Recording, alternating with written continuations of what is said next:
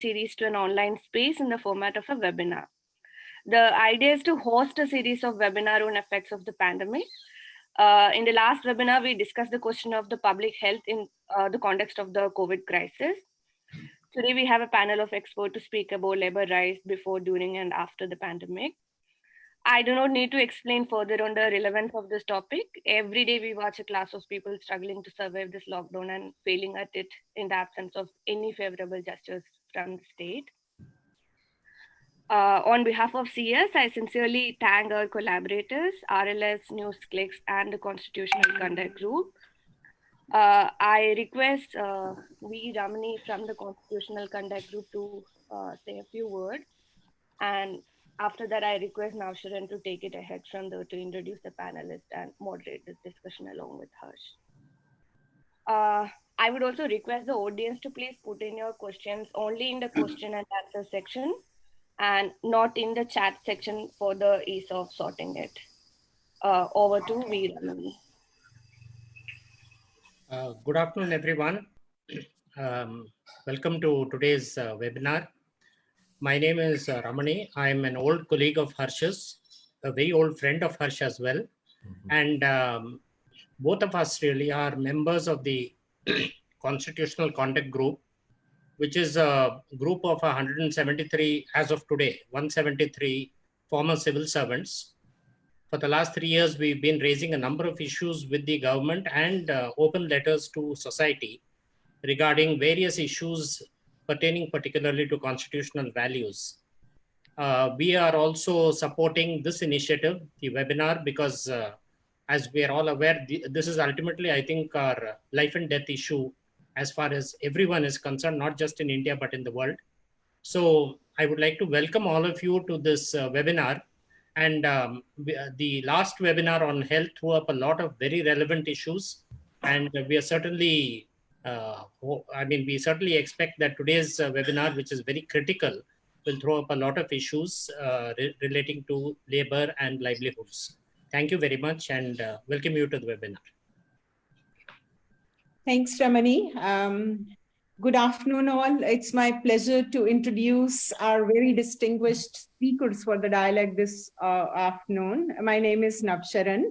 I'm a researcher and also associated with Biradri Karwai Mohabbat and also with the International Development Research Center. Today we have with us Jan Bremen. He's a sociologist and an emeritus professor of the University of Amsterdam and a leading scholar of labor in India. He has written extensively with empathy and insight on footloose migrants in India, whom he calls the hunters and gatherers of work, to reflecting their despair and precarity. We also have with us Ravi Srivastav, former professor of economics at the Center for the Study of Regional Development at Jawaharlal Nehru University. He's one of the most respected scholars of labor and employment, migration, social protection, agriculture, the informal sector in India. Renana Jhabwala, she has led the iconic SEVA, the largest trade union of women, and been active for decades in organizing women into organizations and trade unions in India. She has been extensively involved in policy issues relating to poor women and the informal economy. We have with us Babu Matthew. He has been registrar and faculty at NLSIU. He was also part of the independent trade union movement and various other social movements, taking up issues of bonded labor, child labor, displacement and destruction of livelihoods of the marginalized. Atul Sood, professor at the Center for the Study of Regional Development in Jawaharlal Nehru University, an activist scholar. He has written extensively on issues concerning labor, state-business relations, its impact on labor and social policies, and so on. We have Priyanka Jain leading the research program at Ajivika Bureau, leading research on political economy of informal work and labor migration, particularly focusing on intersections of migration, occupational health, housing, and women's work.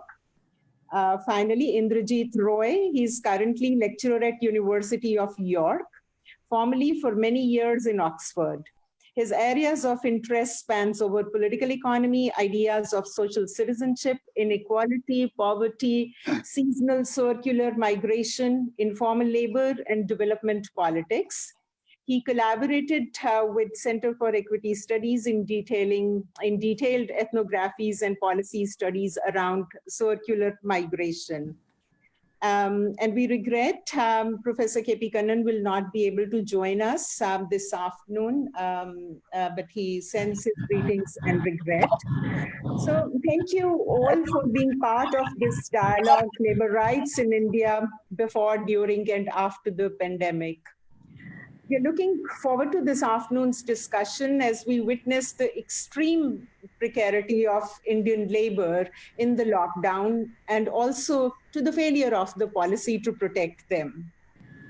We are reading literally hundreds of government orders and ordinances passed in these 8 to 10 weeks by the union and state governments, ostensibly to protect the workers. But at the same time, we are witnessing labor being pushed into destitution. And what explains their impoverishment? What are the links of impoverishment with labor policies and the labor regimes of today and of the past? Some of us, or those of us who are part of the modest relief efforts during this lockdown, are also encountering some very difficult questions every day, which don't have easy answers. Many times when we reach out to workers, they ask us, why did they stop us from working when they know if we don't work, we don't get to eat? Why did they not forewarn us? We are told we should get wages for the lockdown period, but where do we go when we are not even paid for the month of March? They ask us. And then ask us, why don't they put cash in our accounts? The landlord is asking us for rent. They say, how do we pay? We are asked to stay, but the landlord is evicting us. He has disconnected electricity and water. What do we do? What will happen to us? Where will we get food? How will we send home money? I'm a woman, said a woman with 3 small children. How will I travel back home? Then they ask, shall we stay or we leave? Who will protect us? These are not easy questions to answer. And we are looking forward to hearing from all of you to help us understand the state of labor rights today and help us answer some of these questions which are flying in our faces in these difficult times. I am going to request Harsh now to ask the first question and invite our panelists to give their views. Thanks. Thank you, Navsharan. Thank you, all of you, for being here with us. It's a very somber moment in the journey of our republic. Uh, uh, Labor, with all the oppression that they suffer, have surrounded us right through the journey of our republic. But never has their suffering been as visible and as poignant and as it is at this moment.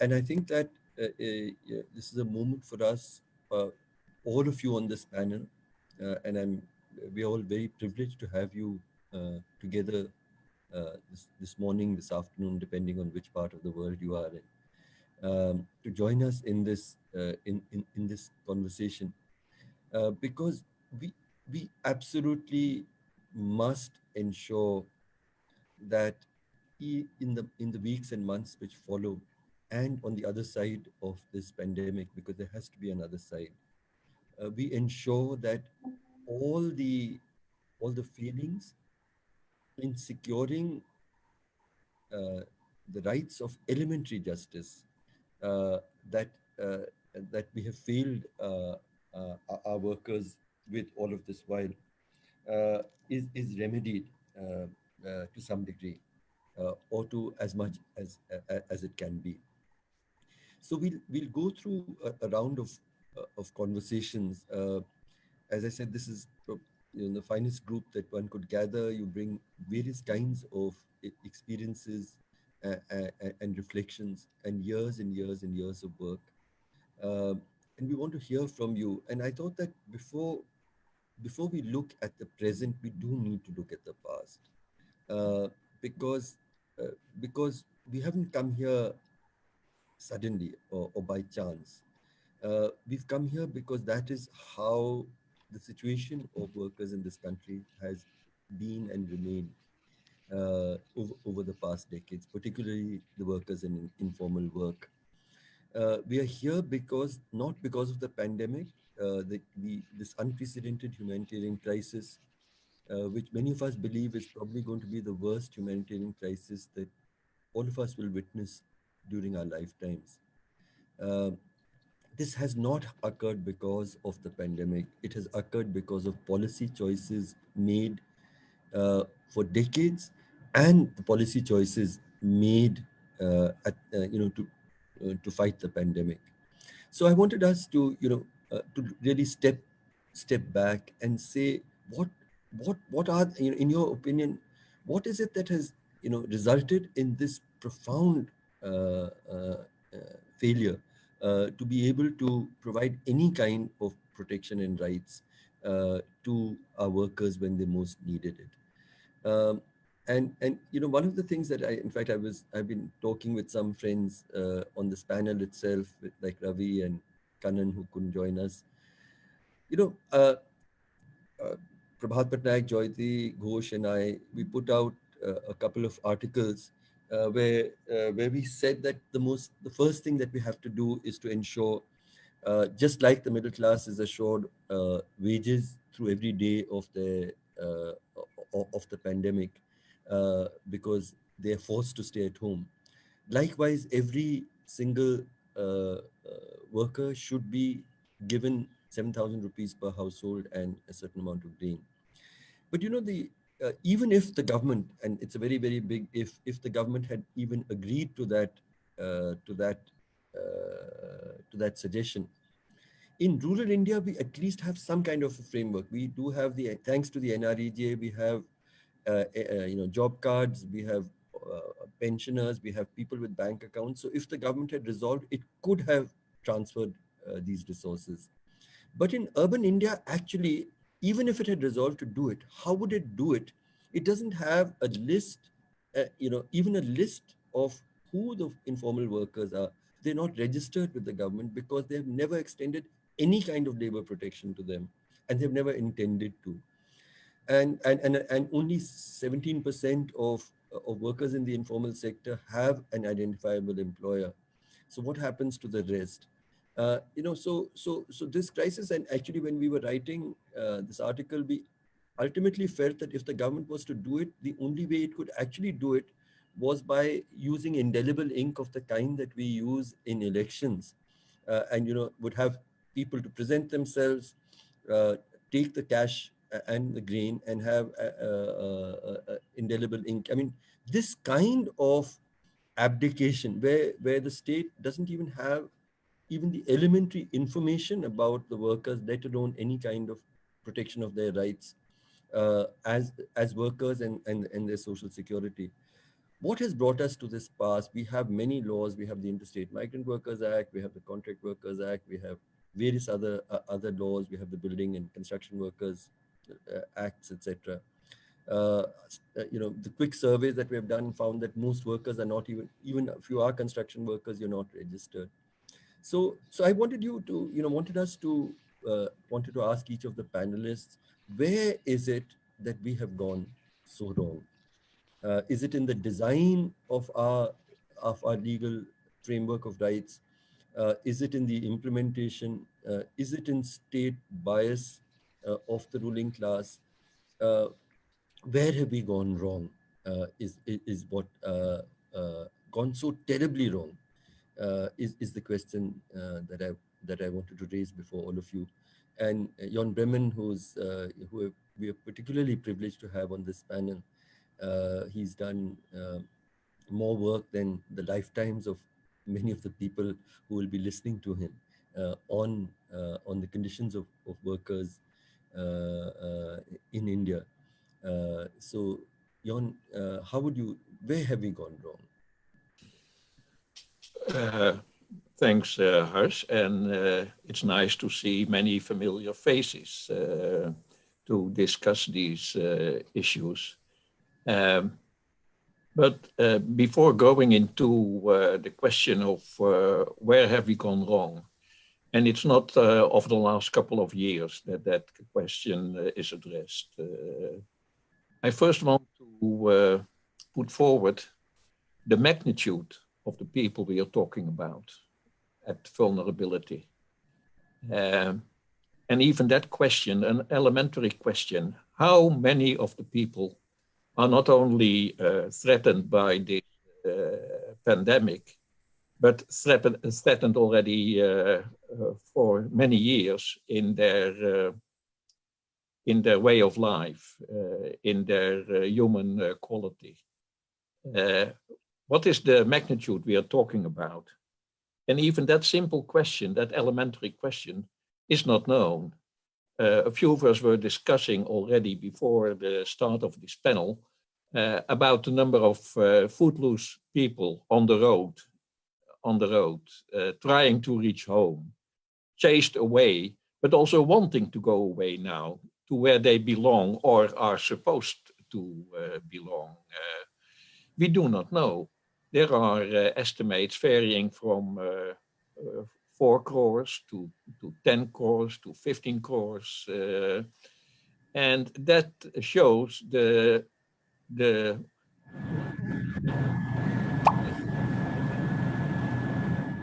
but it also shows the indifference that society have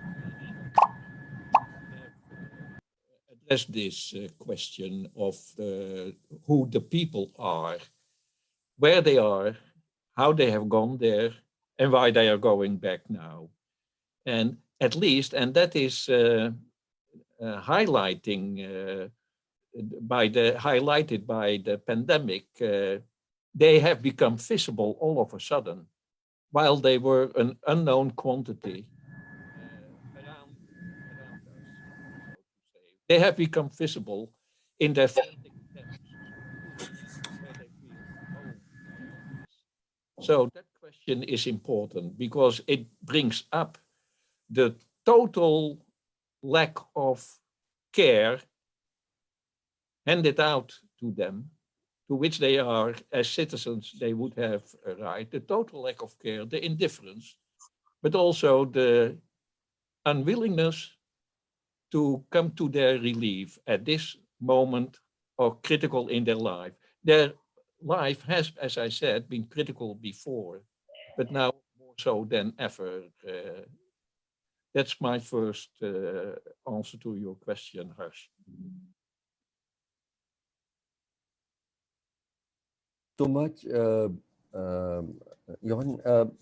Ravi, looking even closer at law and policy and where we have gone wrong there, really looking back, why have we faltered so badly, and where have we faltered so badly?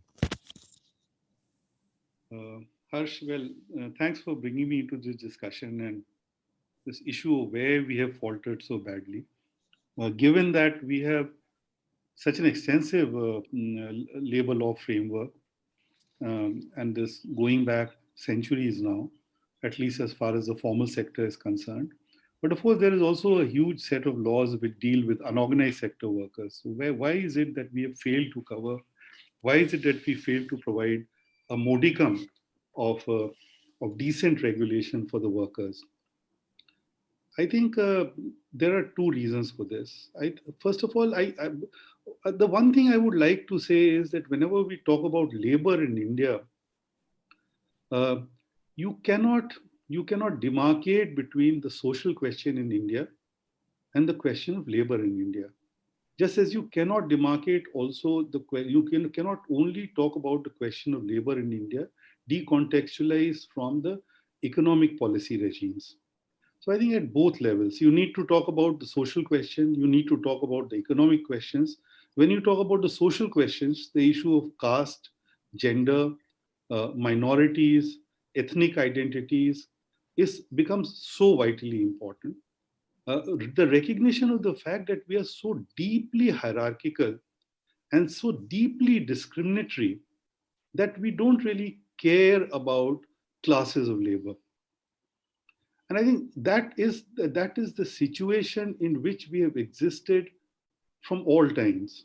That is not a situation where we have been able to move away from, despite whatever pattern of capitalist development, whatever pattern of development that we've had in this country. So the fact that we are able to treat all kinds of indignities of labor, that we do not actually imbue labor with human dignity.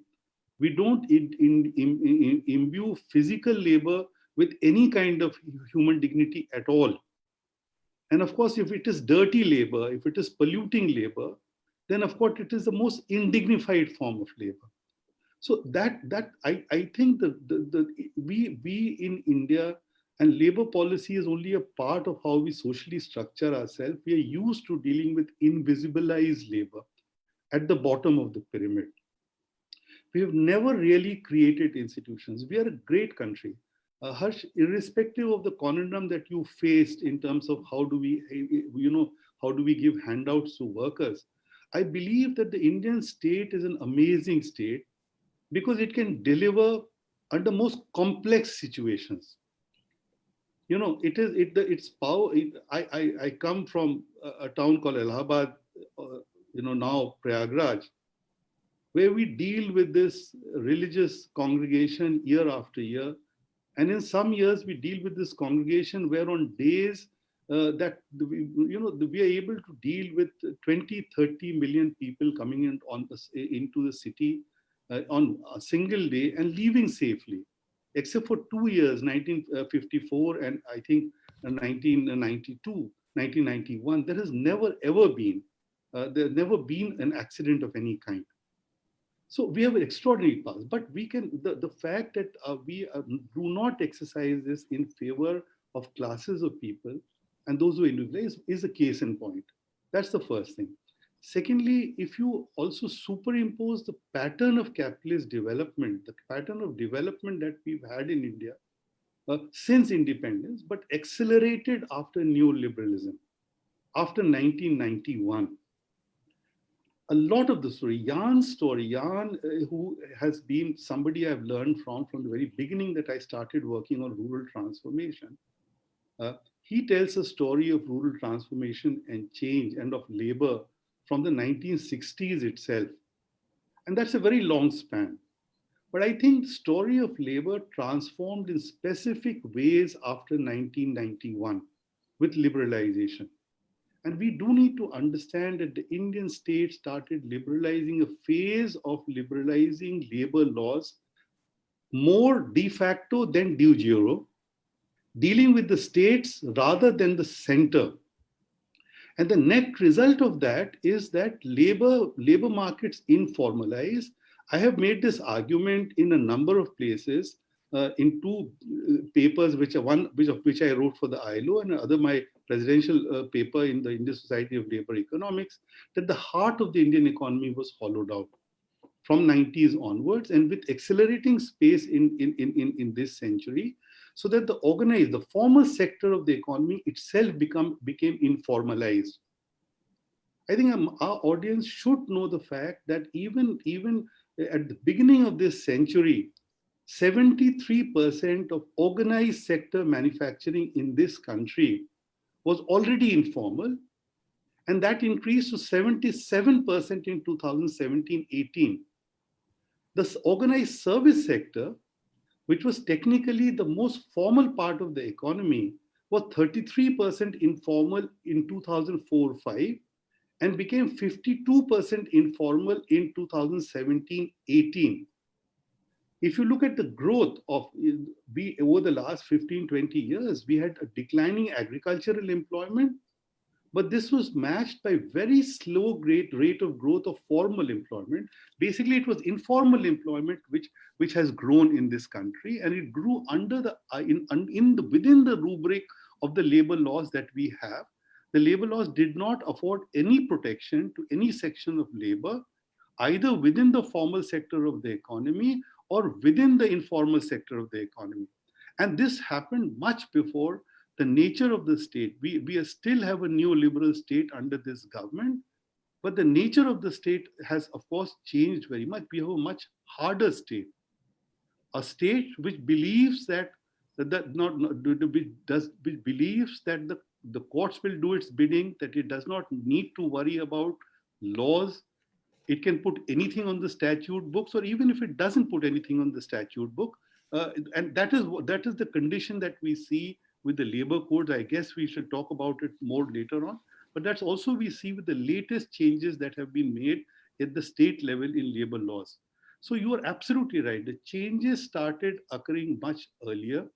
We did not have a modicum of regulation for unorganized sector workers, but over the last 20 to 30 years, it is the organized sector of the economy which has become informalized. And finally, I just want to make the point, which I think all of us realize. Jan has said this repeatedly over the last 30 years. I have said this over the last 20 years. Informality and migration and circular migration in India have gone hand in hand. The growth into informality in India is due to the growth of circular migration in India, both short-term and long-term circular migration. The bulk of informal labor in India are today migrants. They are circular migrants, either short-term migrants or long-term migrants. Circularity and informality have gone hand in hand, and they coexist with discrimination in labor market segmentation. So I think these are the characteristics which within which we have to look at the changes in labor law and the conditions of labor in this country. Thank you, Ravi. I think that, you made many valuable points as always. But one that one I especially agree with is that the Indian state does not lack capacity. It's not a state without capacity, because what it chooses to do, it does very well. I've been part of the IAS. I know how much of competence and caliber there is when they set out to do something. And so the denial, the systematic, comprehensive denial of rights to workers in the informal sector is not a failure of the state. It is part of what the state consciously wants to do and does not want to do. So I think that's a very valuable point. Also, how much of this is intrinsic to the nature of neoliberal capitalism, and that growth has always been accompanied by more and more informalization, and informalization has been linked more and more with short and long-term circular migration. I think these are all really valuable insights that you have offered us. I move now to Renana.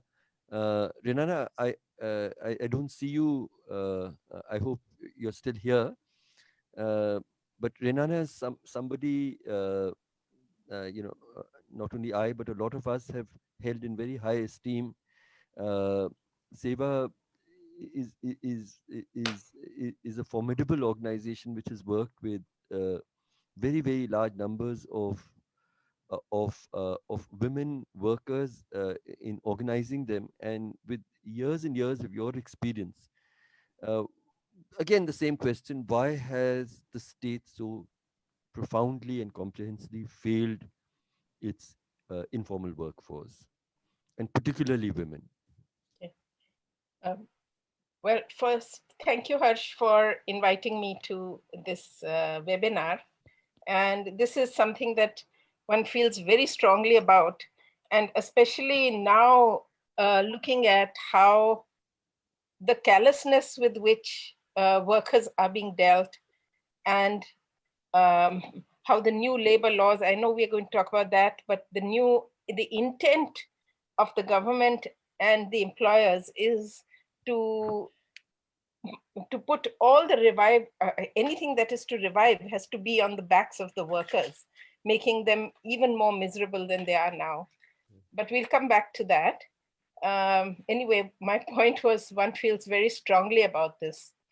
I don't want to repeat what Ravi has said, but I just say that over the years, one has seen the real informalization of workers. Of course, there was always a very big informal workforce, but it has become even more informal. And the mechanism has been through contractors and casualization. And this whole contractor way of working, or this casual way of working, is the way of working where you don't recognize the worker at all. And so identifying the worker, who he or she is, where does she live, what is her phone number, what is her bank account, none of that is important. So it's just a mass of, as far as the employers are concerned, it's just a mass of unidentified labor. And that is the problem that, of course, now has come up because they're all unidentified. I'd like to give one or two specific issues. First is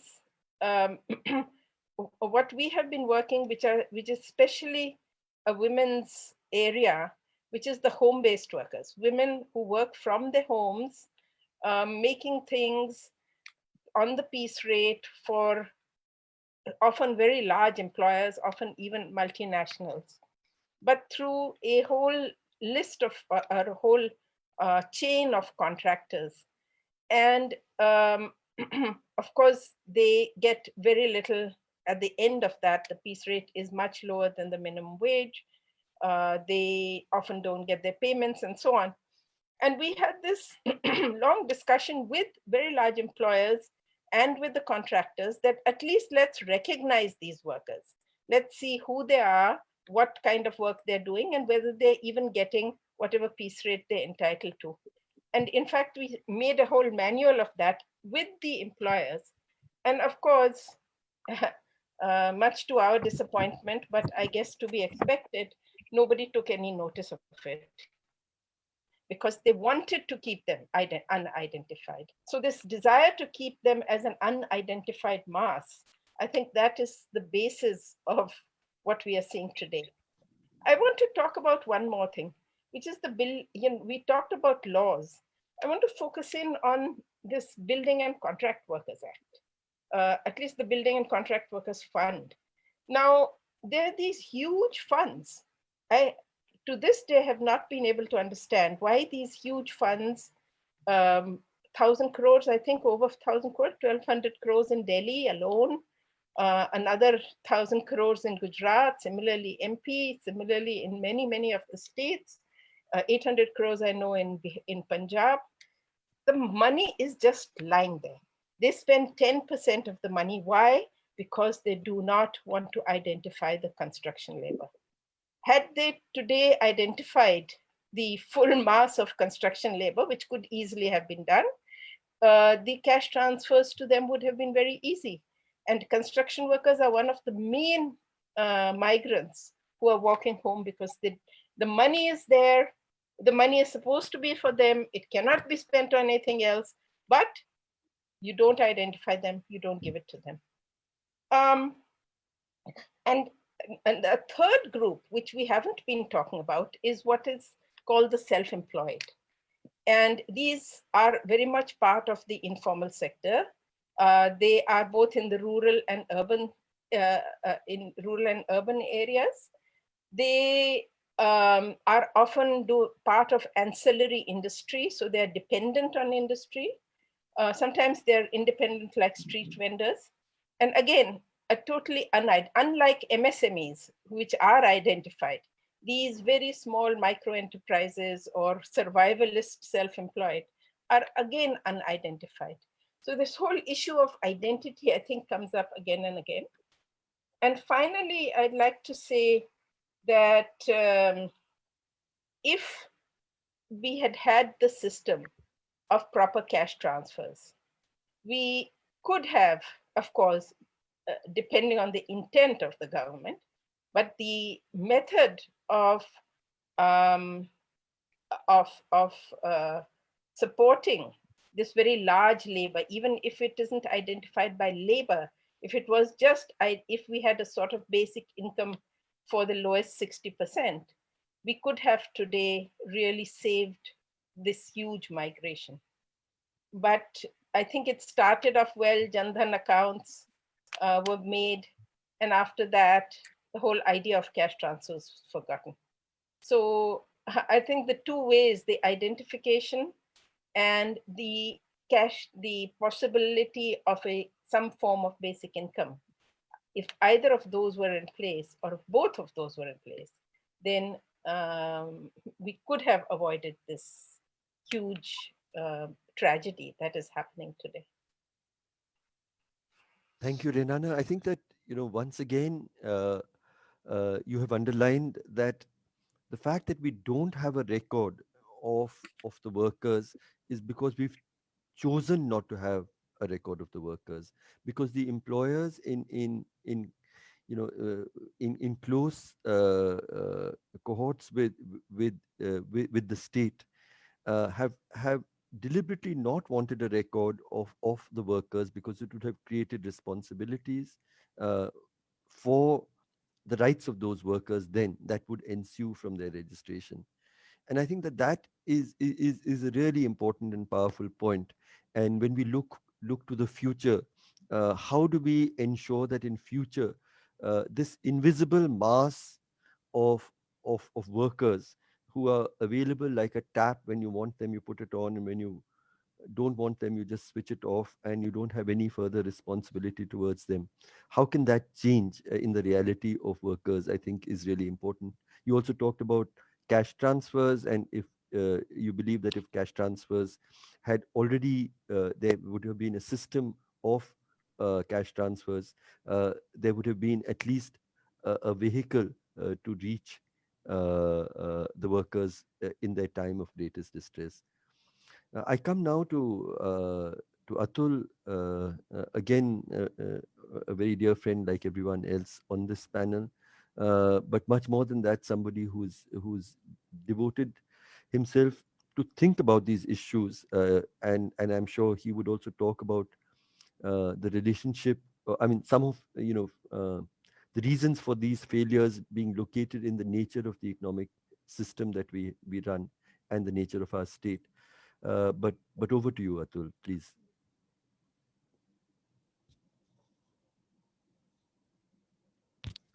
Atul, you're on mute.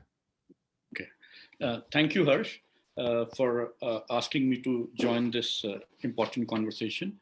And I will also like to add that I agree with the way you framed the issue, and as well as my co-panelists who have given their ideas about how to look at the current issue. May I suggest that the key question that you've been asking, Harsh, is where has the Indian state failed?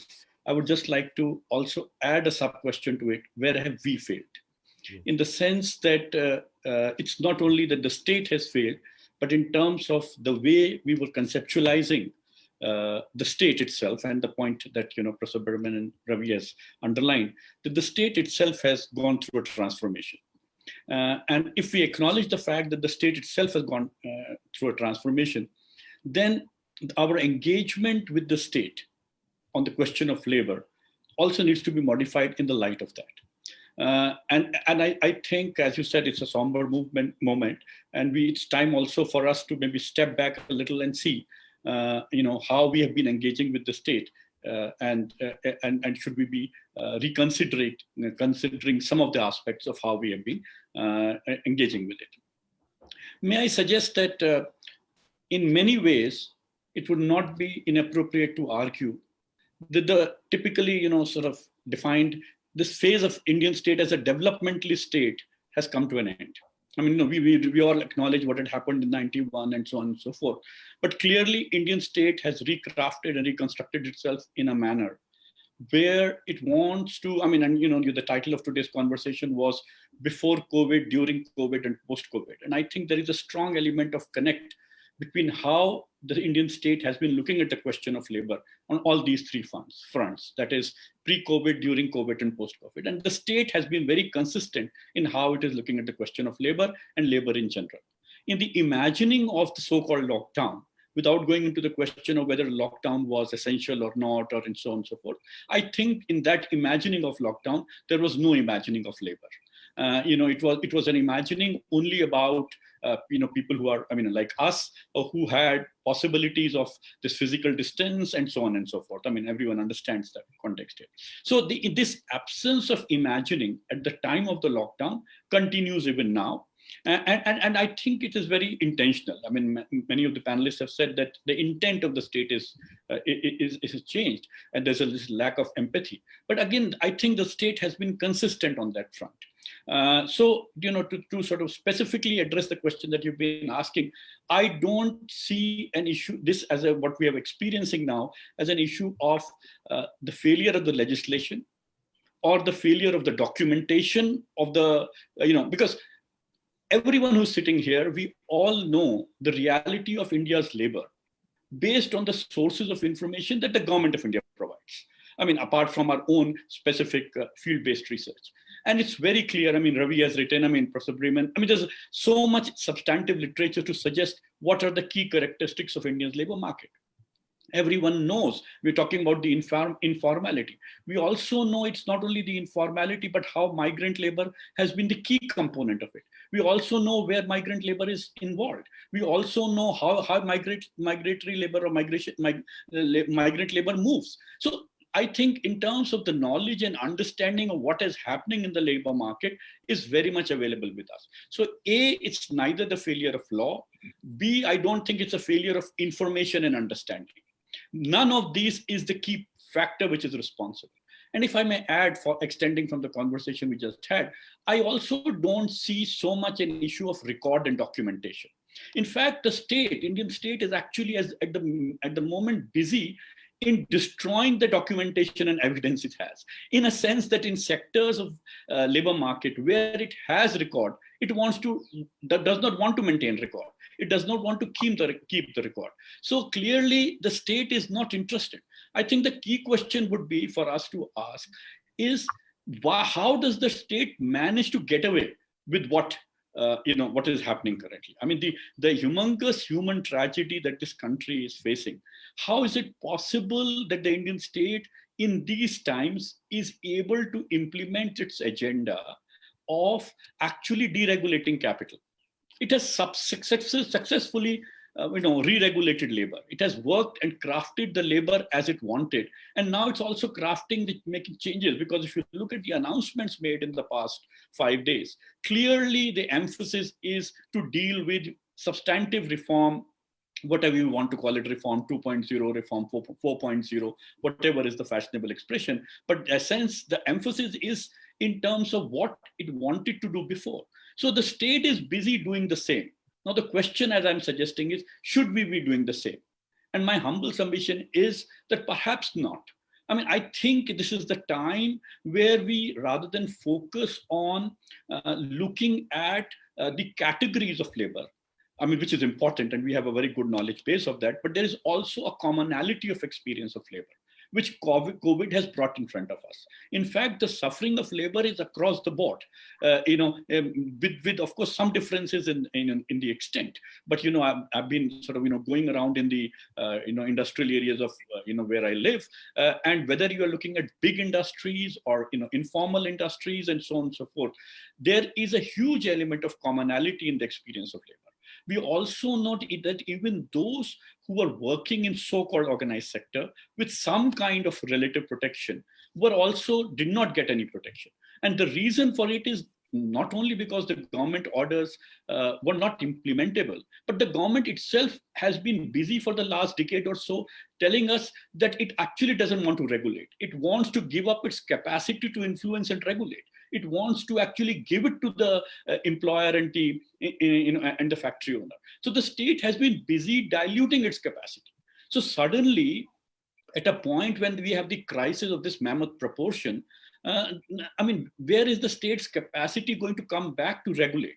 The state, and the announcements of the labor law changes again expresses state's intent that it wants to give up its capacity. So the state, as far as labor and the working people is concerned, does not want. Ravi was mentioning about that this state has that capacity is very selectively used. It doesn't want to use its capacity. So whether we talk about the vulnerable sections in terms of creating documentation for the construction workers, but the government is actually wanting that rest of the workers also become undocumented in the way that the construction workers are undocumented. I don't think that the state was not aware, Harsh, when you filed that PIL, I don't think that the state was, not aware that, how 85 to 90% of the construction workers were not registered with the welfare system, and therefore would not be eligible to seek those benefits. So what I'm suggesting is that the state had full information. It knew what the condition of the labor market is. If you look at the PLFS survey, which is brought out by the government of India, 2017-18, there's a clear characterization of the nature of India's labor market and the condition of India's labor force. It knew that if you look at the self-employed, there is about 50% of the self-employed which does not make minimum wages, which doesn't make 9,700 rupees in a month. It knows what were the rural wages and urban wages. It knew what were the differences between the wages of men and women. So the absence of saving with the workforce to deal with few hours of lockdown was well known to the Indian state. It's not that it did not know that they had no money to survive on their own for even 2 days, that they would need food as soon as they are taken away from their earnings. This was very much part of the knowledge base. So what I'm suggesting is that it's intentional. I mean, I'm not saying the suffering is intentional, but the perspective through which the state has seen the lockdown and the construction of the post-lockdown society and economy is very much well thought out. And we'll have to be asking ourselves that how do we deal with a state whose basic character has changed, who is not going to be, responding to the kind of, very well worked out schemes and programs that we have been seeking. We'll have to think of other modalities of building pressures of the state. And my suggestion is that modality, the key feature of that modality would be to talk about the commonality of experience of labor. And to bring together this commonality as a mechanism to work as pressure for the state to respond. Because if we sort of start looking at labor in terms of these multiple categories at this moment and seek their documentation, then it essentially boils down to issues of implementation. While we are as everyone has said, that is essentially not an issue of implementation, but it's a much deeper issue embedded in the nature of growth strategy that we have chosen. Professor Breman is here. And he's wonderfully argued in his years of research how the nature of urban growth and the peri-urban growth and how the informality is embedded in this growth strategy. So the informality, vulnerability, and precarity is embedded in the growth options we have chosen. And our expectation that the state will now be suddenly becoming empathetic and respond to this humongous human crisis, I don't think we will get the kind of response we are expecting unless we think of other ways of bringing this commonality of experience of labor. So Atul, I think that, once again, you've underlined what all of us are saying in one way or the other. It is not a failure of legislation. It's not a failure of understanding and information.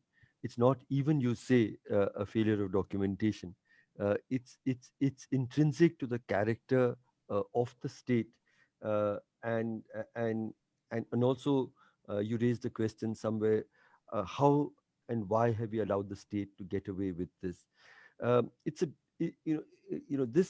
This way, I thought we would spend a lot of time in this section of the conversation looking at specific laws and what was wrong with the Interstate Migrant Workers Act, what was wrong with this other act. But I think all of you are saying very, very clearly that it's not the letter of the legislation which is at fault. It is the character of the state and the character of the ruling class. And one has to see like the state to be able to understand why we are in this situation today. And that's a really worrying observation. How do we go from here is something that we'll talk at the latter part of today's discussion. I bring in here Priyanka Jain, who works with Ajivika Bureau, which has done a huge amount of really valuable both direct work on the ground with workers, informal workers, and large and substantially circular migrants, but also very, very front end kind of research. So Priyanka, how would you respond to the question, where have we gone wrong?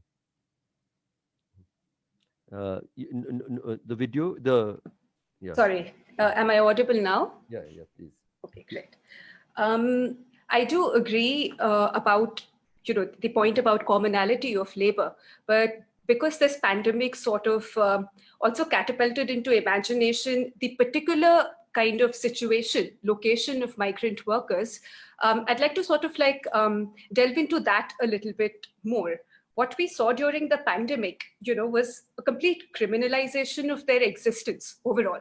So you, as a migrant worker, you can't be out on the streets of a city to buy your ration, to even protest, you will be lathi charged. You can't be walking on the highway, the police will stop you. You can't even go further from the state borders of your home state, the police will stop you there as well and send you back. If you do manage to reach your village somehow, there are state officials standing there to beat you up as well, unless you kind of go through the forests. This kind of suspension, complete statelessness, is not, like you were saying, it's not an anomaly. It's not something that has come out of nowhere. It has a very strong connection with a kind of deeper neurosis that sort of exists. And the genesis of this, as I think a lot of other people have argued, comes from our larger approach in economic planning. It is also about the way we have implemented labor laws or not implemented labor laws and the state intent, etc. But I'd like to kind of further unpack two particular points, which I think relate to this sort of suspension that we saw very starkly during the pandemic. One is and it relates to the migrants' relationship to state and society. What is their particular position in India's highly unequal labor markets, and what is their relationship to governance, particularly urban governance? Now, I think as far as circular migrants are concerned, and this is again something that a lot of the panelists over here have spoken about, the marked or perhaps the more distinct feature about their vulnerability is that you are sort of kept desperate. So it's not, migrant workers work in formal and informal industries, in small scale as well as in large scale factories. But it is the same everywhere. It's not like labor laws do not, are not applicable to them at all. In fact, there are a lot of labor laws that do apply to them. They are not followed, the large scale violations. What we find is a certain submarket which is created. There is a certain ghettoization in the Indian labor market where there are norms, not laws. And what is the sole logic of these norms? It is to be as extractive as possible of the laboring body of a migrant worker in terms of length of day, intensity of work, and abandoning every possible basic cost that an employer is supposed to bear of labor. And what that does is it makes sure that the migrant worker and the migrant household is intergenerationally reproduced in that particular format, is never able to claim any kind of basic hold which allows them to come out of this trap. And that is why we see migrant labor in the sort of situations that we saw, also because when they are in the city, and if we look at urban governance, they are in a state of complete alienation in the city.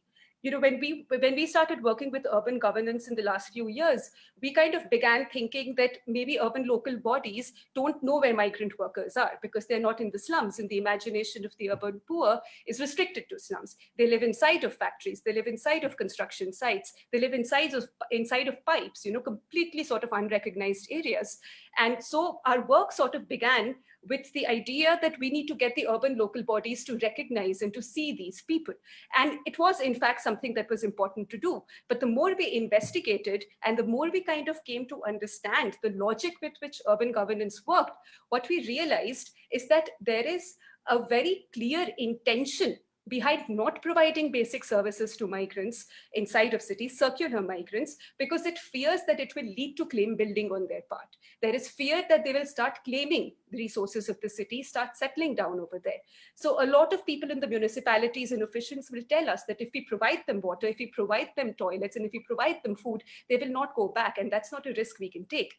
Being able to claim your foothold in the city is how the urban poor, the semi-settled, the more settled forms of migration were able to sort of come out or were able to negotiate the city. That is not something that seasonal circular migrants have had, they were ever in the position to do, and that was very, very intentional.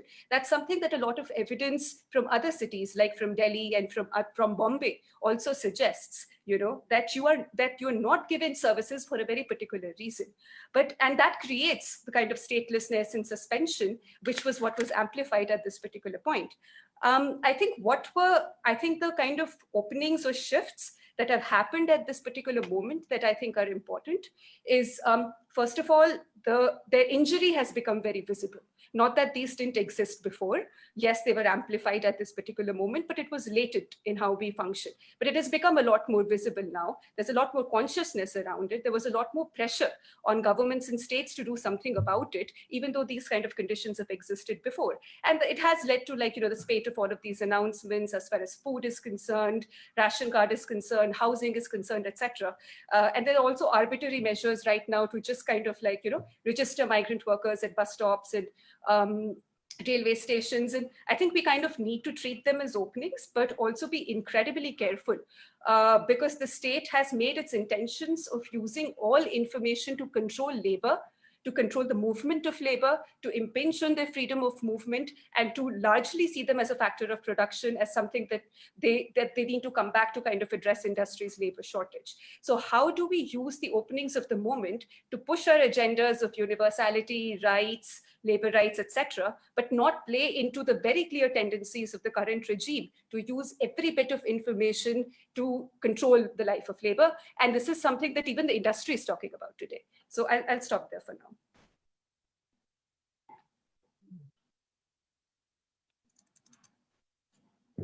Harsh, you are mute.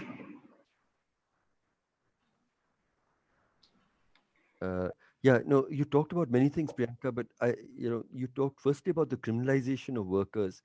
And I'm just last night, I was out with some younger colleagues. We were trying to, reach out to migrants who were walking. And, there was a look in the eye of the migrants I spoke to who kept looking around. They were like fugitives from the law. They were like people who were committing a huge crime and were hiding from the state because all they wanted to do was to get home. And it's a look that will, I think, haunt me for a lifetime. Because we have reduced, hardworking, oppressed workers into fugitives because all they want to do is to have the dignity of going to a place they call home. You also talked about the whole premise of keeping desperate, and I think that is very, the whole strategy is to keep them desperate, not allow them to develop roots. Because the moment you develop roots in the city, and the moment you also have a regular place of employment where you can start asserting, organizing, I think that is really and that is again, you're underlining that is not by chance, it is a design. Indrajit, we come right at the end to you, not last but not least. Indrajit's been a very thoughtful scholar, and with the CES, and when he was in Oxford, we conducted a very rare kind of research, which was an ethnography for a year with migrants, with a group of migrants who moved out of a set of villages in Bihar to different parts of the country.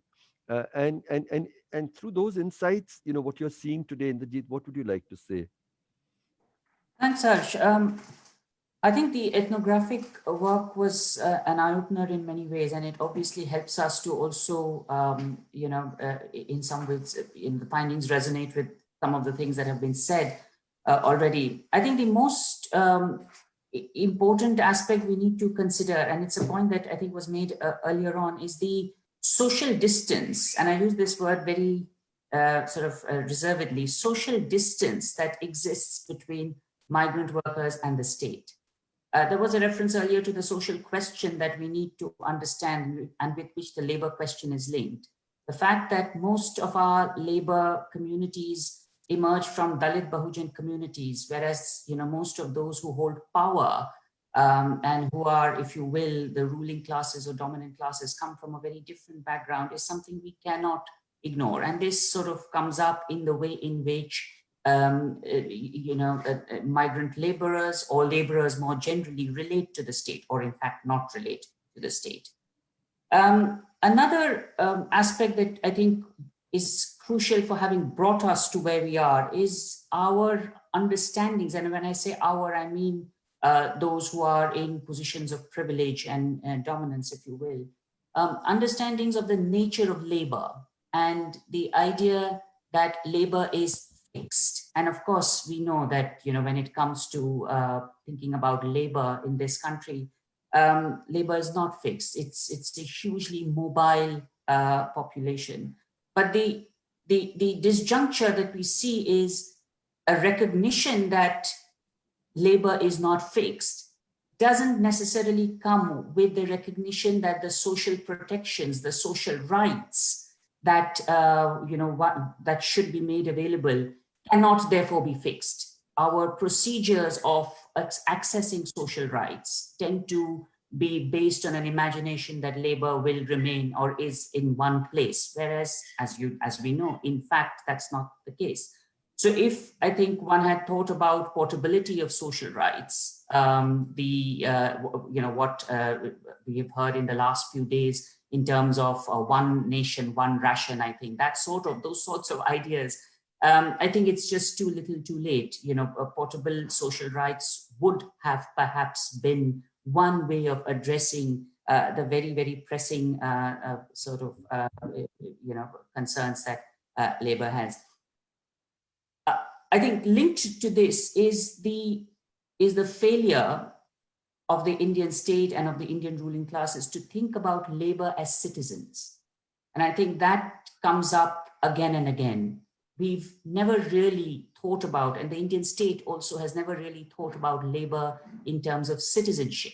And I think in some respect, we must also take responsibility for the way we've written about labor. We haven't really, linked questions of labor with questions of citizenship. And I'm thinking here in terms of such basic aspects of citizenship as voting. So in a country where so many millions of people are crisscrossing the country in search of work, voting is an act that is incredibly fixed in place. You can only vote where you are registered.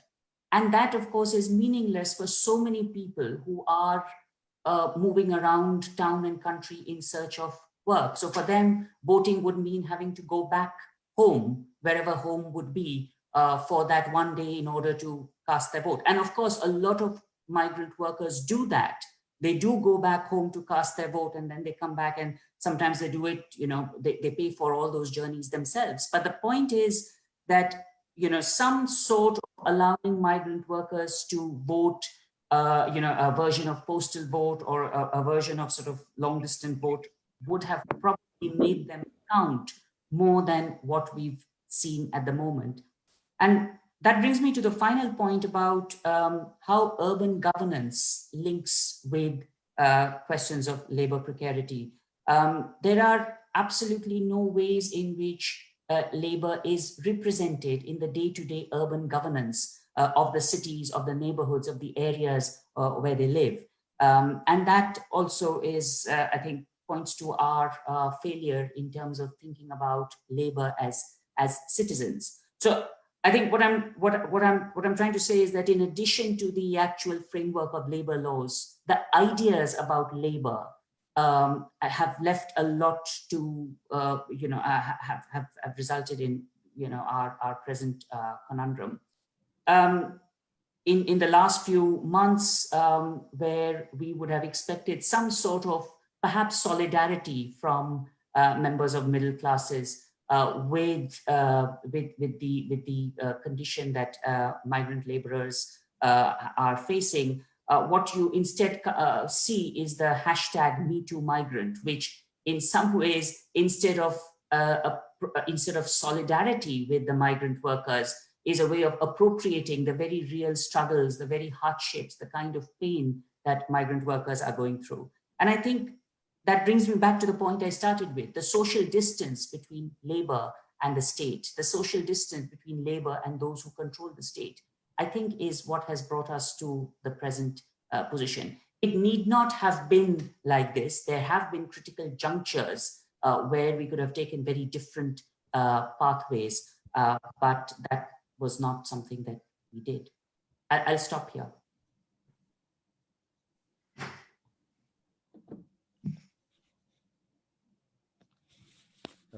Nafshan, you'll need to unmute.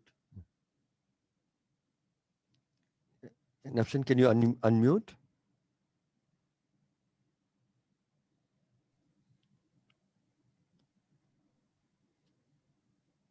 Yeah.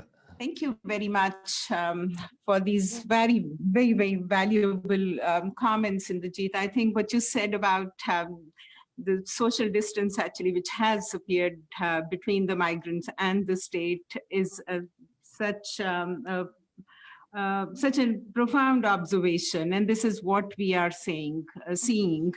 I actually wanted to come in and turn our attention to the question of women's labor also at this point. And we are seeing that the state now believes that economic revival is possible only by further weakening of labor protections. And many states have used ordinances to go down that path. Within that larger context, the question of gender and labor has also assumes a very urgent relevance because of the extraordinary ordinary scale of decline in women's employment, which we have seen between 2004-5 to 2017-18. And we are seeing the impact of shock of contracting economy.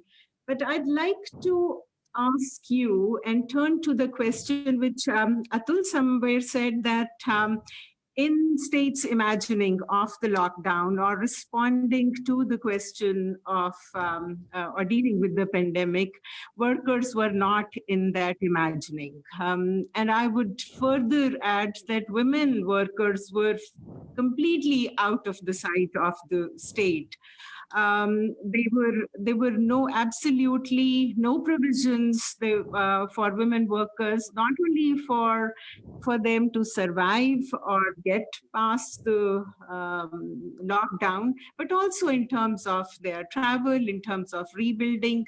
So I'd like to ask you, Ravi, you have looked at a question of gender and labor, and also the declining numbers of women in labor force. How do you see the new regime of labor, which is actually where number of labor protections are folding up? What impact would you think will have on women's labor? How do you interpret it for women?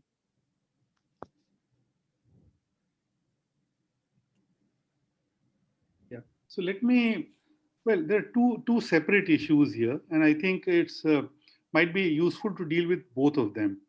Mm-hmm. One is to talk about the impact of the pandemic itself on the working population and on women in general, and then to talk about the changes, and to contextualize the changes in labor law in within that broader framework. So as we know, as far as the pandemic is concerned, and here we are really talking about not the pandemic as such, but the lockdown. Yeah.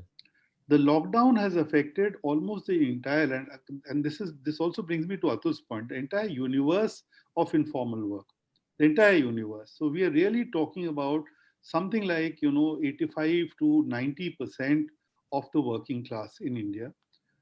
And data also shows that the CMI's data, which they've analyzed the consumption data, and we saw a study some 3 days ago, which shows very clearly that 80% of households have experienced significant declines in consumption. And of course, have no savings to cope with the crisis and so on. And similarly, obviously, I mean, this decline in consumption is because of lack of income, lack of wages, lack of employment. So it's a very, very severe crisis. Now, this severe crisis, in order to overcome this severe, this is not a crisis. I do not believe that this crisis lends itself to what people call a V-shaped recovery. Coming out of a crisis of this kind is going to be extremely protracted. That's number one. Number two, the major problem is going to be the problem of demand. That's because external demand, which almost 30% of GDP, is going to take extraordinarily long time to revive. So it's a question of basically somehow stimulating and reviving demand. We know what the government of India has done in the last few days. It has announced a stimulus package which is less than 1% of GDP.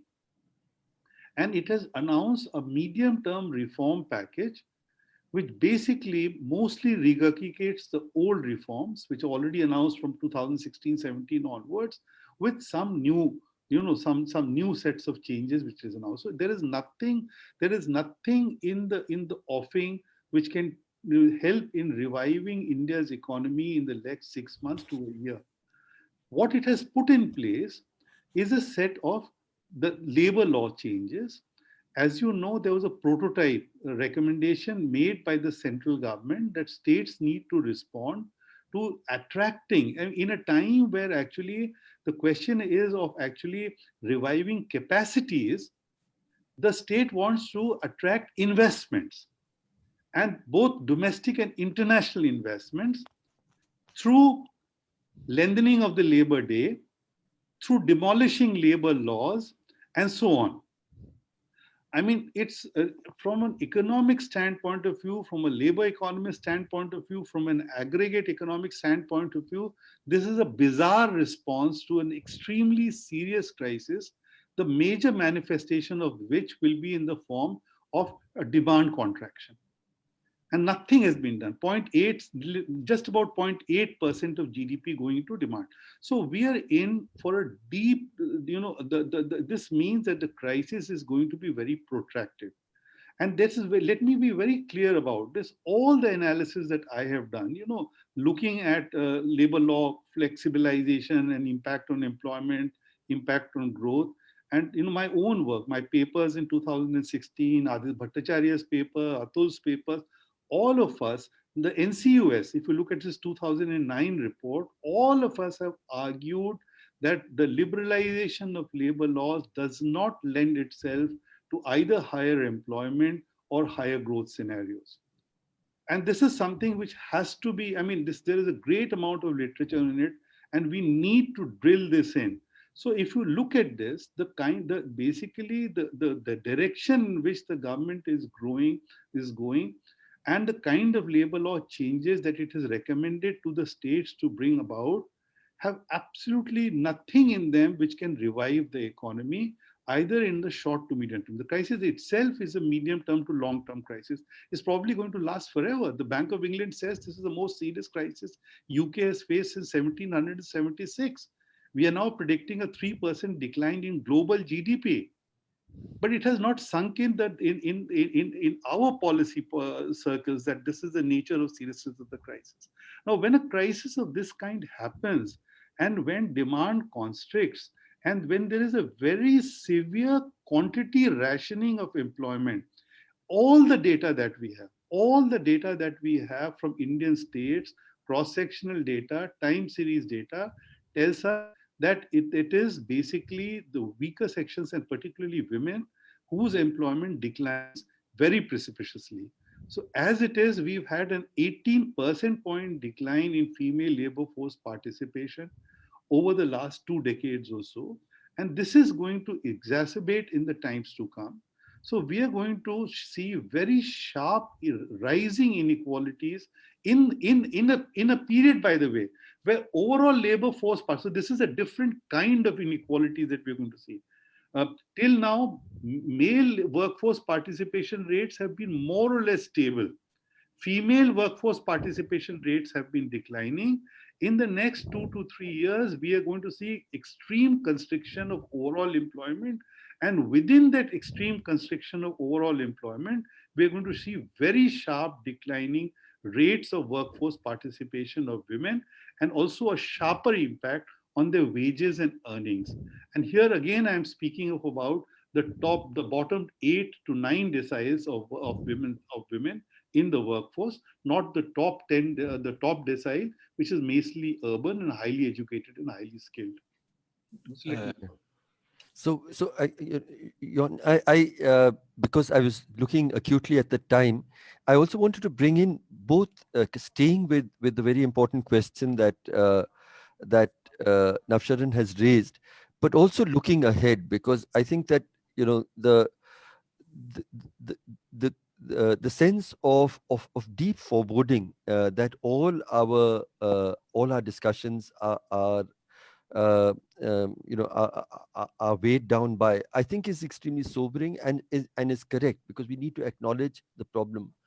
But I felt that I wanted you all to kindly say that, assume you had the authority to uh, uh, to change things around. What is it that you feel that that the Indian state needs to do at this moment? It's really there, and also staying with the rights of the entire informal workforce, as Atul said, with all its differences. We have to see them together, but also very, very particularly women's work. So where should we go from here? uh, I wanted to request each of you to give a brief set of prescriptions, even if they are unrealistic, because I think we need to break through our imagination. If we only propose that which we think this government is going to listen to, then we might as well just stop the seminar here and because and I wanted to leave a little time at the end, because they're very, very thoughtful questions that our audience is sending in, and we needed a little time for that as well. So Jon, you've heard very patiently all of us, and Yeah. what would you prescribe? Well, in the first place, a small correction. Yeah. Of course, the women will continue to be working, but they will be back to the status of helpers, a classical position, because helpers are often not paid for their labor performance. And that has been the classical approach to how to make use of labor power, which is with the female part of the population. They will be back to unpaid labor, which can be as taxing as paid labor, of course, if not more. But secondly, the way out of the crisis, so to say. And if I look at the faces in these panels, many of you have already made very valuable suggestions how it can be, if not solved, at least alleviated the crisis. But that is all under the imagination that the state will be responsive to those suggestions, and that the state will do as is recommended. I doubt, because the state has basically looked at labor as a commodity, and all of a sudden we see them turning up on the roads with human faces as human beings. And that is, of course, a scenario which the state wants to ignore. Labor should behave as a commodity. Labor should not insist on citizen rights, rights of citizenship. Labor should perform. Labor should serve, but labor should have no rights. That is very clear. And the alternative, all of us have similar ways to alternatives, but that alternative was already formulated about 2 decades ago by the then National Commission of Enterprise in the Unorganized Sector, chaired by Arjun Sengupta. Let me remind you, with all what we have said about the state, that report, a magnificent report, because it showed the alternative to look at labor as human beings, to look at labor as an important part of the total population, to look at labor in their dignity, in their identity. It was swept under the carpet, by a state which was different from the present government, but it was swept under the carpet by the Congress government. And Manmohan Singh spoke out very harshly against the members of that commission. I think we still need to put on record the history of that report and what went on and what did not materialize a response from the government, from the state then, to an alternative way of progress than the current one. Because let me remind you, in approaching the state, in imagining the state, in the reform package, which Ravi has already talked about, the principles are set out. The reform package will be on self-reliance, the frame of self-reliance, as the Prime Minister has already clearly said. It will be on privatization, and it will be on small government. These are the tenets, these are the principles of neoliberalism. And it is in that direction that the state, current state also, and the former state wants to move ahead. In that direction, there will be no solution to the problem of the laborers face today, because the social question is not acknowledged in that approach. Labor is a commodity. Labor is not meant to become citizens. Labor should be anonymous. Quite rightly, Renana has said, labor is kept unidentified, not by oversight, but is meant to remain anonymous. It is meant to remain undocumented. There have been some recommendations how the problem of migrant labor could be alleviated by registering them on their arrival in the city or other sites of employment in the countryside also, by registering them. Underlying that recommendation is, of course, then that the care of the state could reach out to those migrants. In the reform packet, a new initiative by the Home Secretary under direction of the close associate of the Prime Minister, Amit Shah, the Home Secretary has made a proposal, an initiative to register a national register for migrant labor, a national migrant information system. Why am I scared of that proposal? It is not a proposal to benefit labor. It's a proposal to keep labor under surveillance.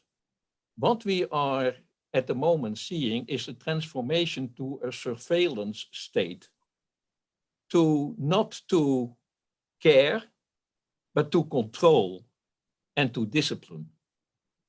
So in that mode of capitalist production we have been talking about, which is neoliberal, in that mode, the role attached to labor is to remain floating, to remain going around, not to settle down, not to get organized, not to claim for rights. In other words, the problem is a political one. How to solve the problem of this crisis? It cannot be solved in an economic way, only or mainly, and also certainly not in a social way.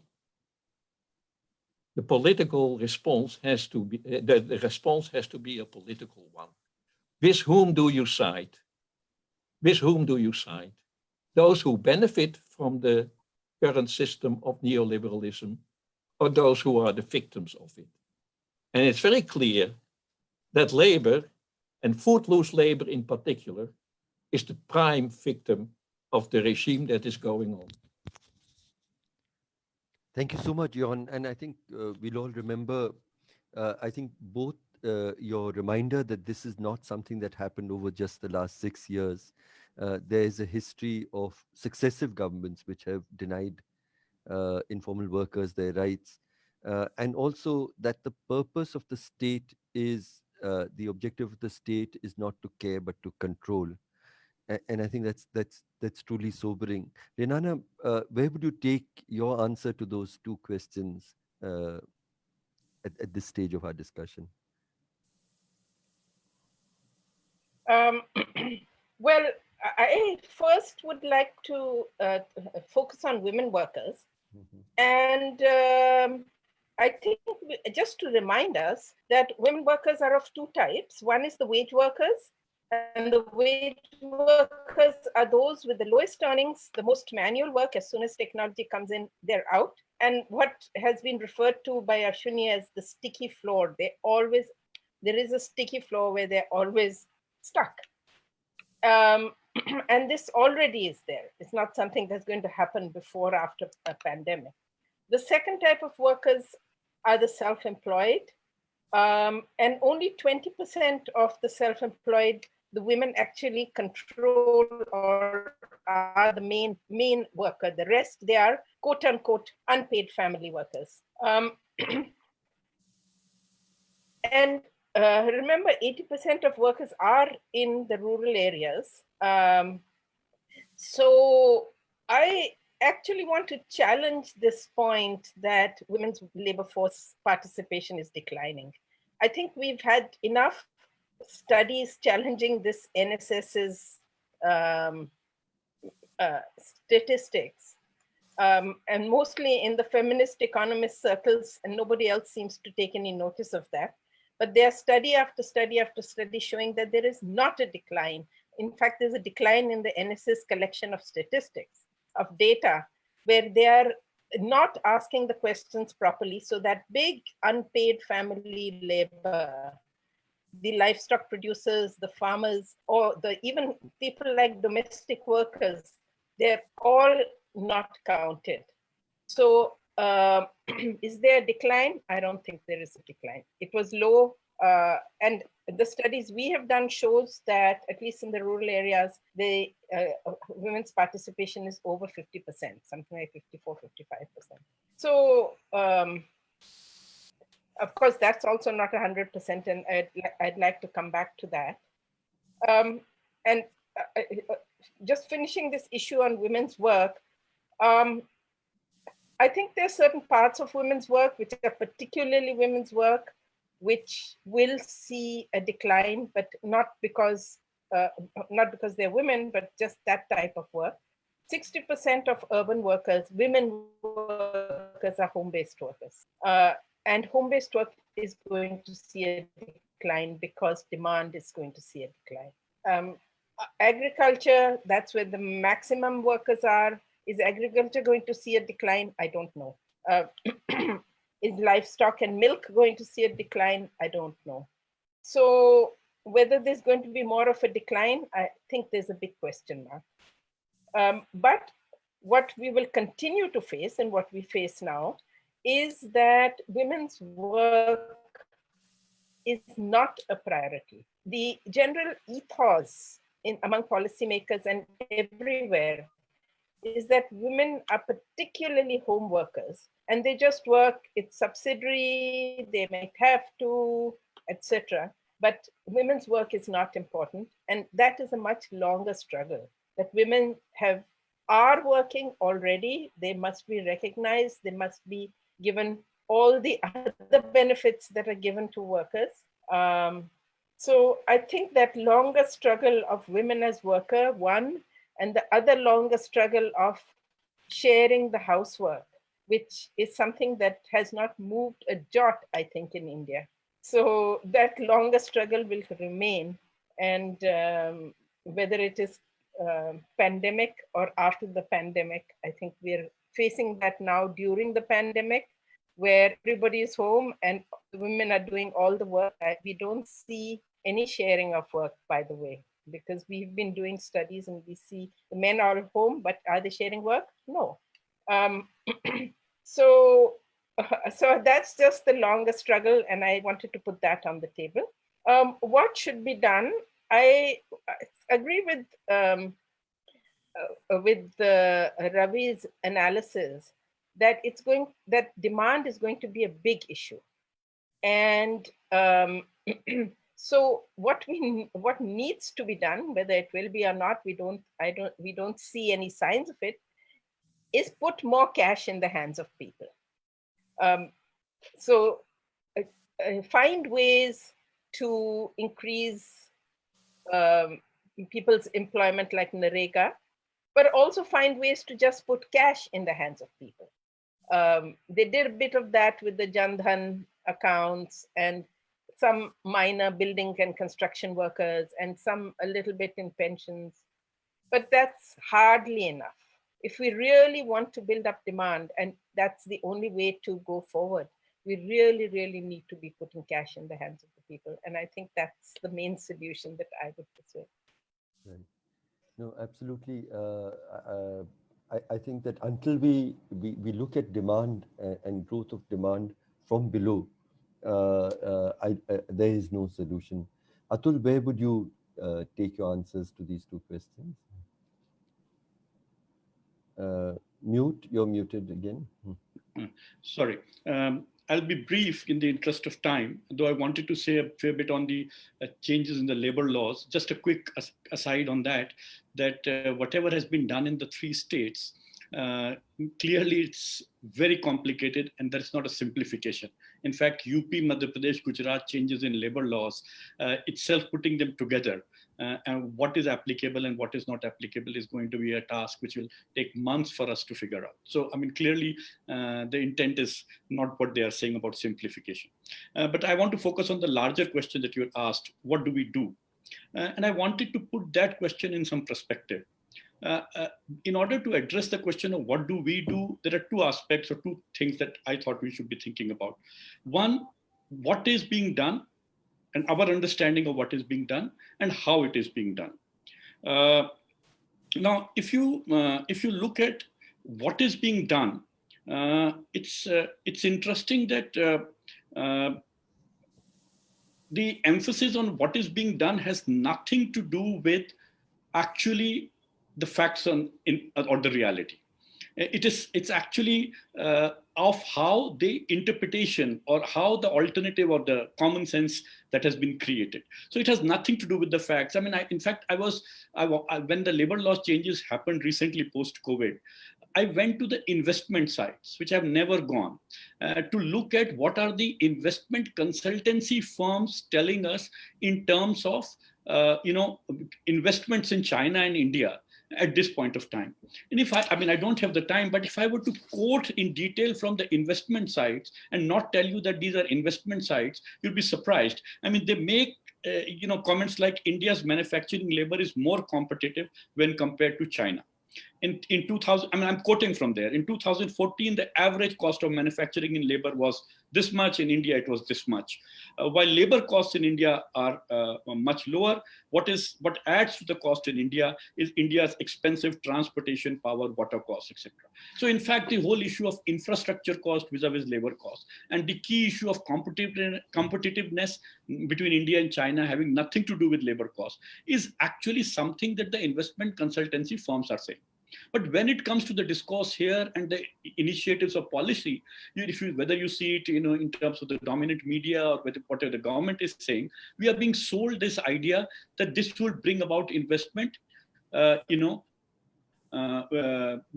as a result of deregulating labor. And I think it is the idea of the common sense or the new common sense that is being built. One important aspect of that is that everyone knows that the labor has suffered the most in this pandemic.